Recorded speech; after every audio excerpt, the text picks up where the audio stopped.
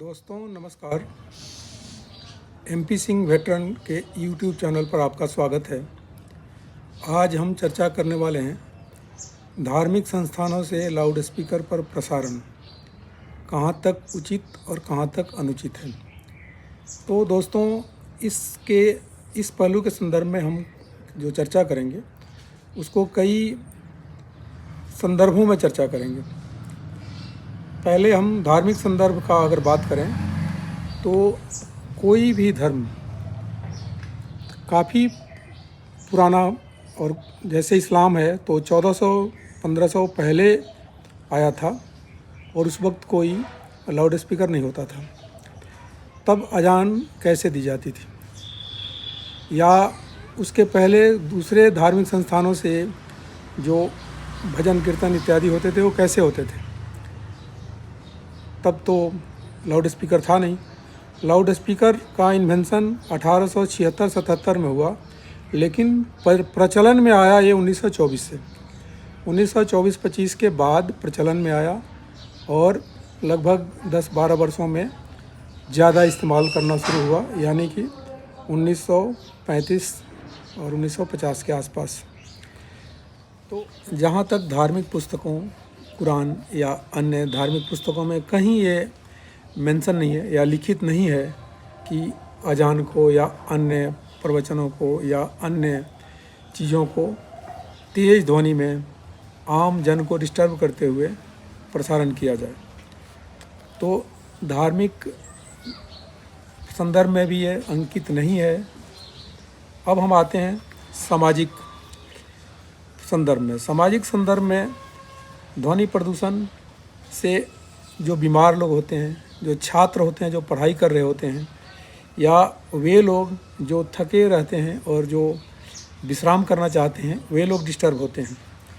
और ज़्यादातर बहुत लोग ऐसे हैं जो इस भाषा को समझ नहीं पाते, पर्टिकुलरली अजान को, कि वो है क्या, न वो जानना चाहते हैं न उसका मतलब जानते हैं, लेकिन वो एक तरह से उससे डिस्टर्ब महसूस होते हैं और वो परेशानी महसूस करते हैं इसको, और अपना विश्राम या बच्चे अपनी पढ़ाई या बीमार परेशान महसूस करते हैं। और ये एक तरह से सामाजिक परिप्रेक्ष्य में भी उचित नहीं लगता।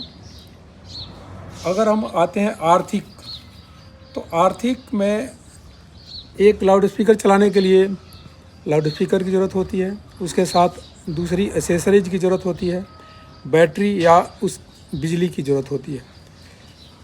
तो इस पर खर्च भी आता है, और इस खर्च को कोई भी धार्मिक संस्थान चाहे तो गरीब लोगों के उन्नति या उत्थान पर भी खर्च कर सकती है। तो आर्थिक परिप्रेक्ष्य में भी ये उचित नहीं है। जहाँ तक अगर न्यायिक संदर्भ में बात करें तो न्यायिक संदर्भ में भी रात्रि 10 बजे से लेकर के सुबह 6 बजे तक प्रसारण पर प्रतिबंध है, ये सबको पता है। और जो अगर किसी को प्रसारण करना है तो उससे उनको प्रशासन से इजाज़त लेनी होती है। रिहायशी इलाकों में दिन में जो सिस्टम है वो 55 dB और रात में 45 dB का निर्धारण किया हुआ है, लेकिन कोई भी व्यक्ति इसको फॉलो नहीं करता। औद्योगिक, व्यावसायिक या शांत क्षेत्रों के लिए अलग अलग निर्धारण किया हुआ है कि क्या होना चाहिए, लेकिन कोई फॉलो नहीं करता। सभी उच्च आवाज़ में इन निर्देशों की अवहेलना करते हुए पाए जाते हैं ज़्यादातर। तकनीकी क्षेत्र संदर्भ में अगर बात करें तो अगर अजान या दूसरी चीज़ें लोगों को आकर्षित करने के लिए या उनको बुलाने के लिए किया जाता है, तो आज मोबाइल का युग है। वो अलार्म सेट कर सकते हैं या दूसरे माध्यम से दूसरा अलार्म भी सेट कर सकते हैं, जो उस समय पर उनको दिखा सकता है कि आपको जाना है अपने प्रार्थना के लिए या अपने अजान के लिए, नमाज के लिए। तो तकनीकी उपलब्ध होते हुए भी मुझे नहीं लग रहा है कि लाउड स्पीकर की आवश्यकता है। और राजनीतिक पक्ष पर मैं अगर बताऊं तो राजनीतिक पक्ष आपको पता है कि इसका राजनीतिकरण किया जाता है। इस संदर्भ में ज़्यादा मैं बात करना नहीं चाहता। मेरा मकसद किसी की भावनाओं को ठेस पहुंचाना नहीं है, लेकिन आपकी क्या राय है आप कमेंट में बॉक्स में देख सकते हैं, लिख सकते हैं और बता सकते हैं कि आपका क्या है।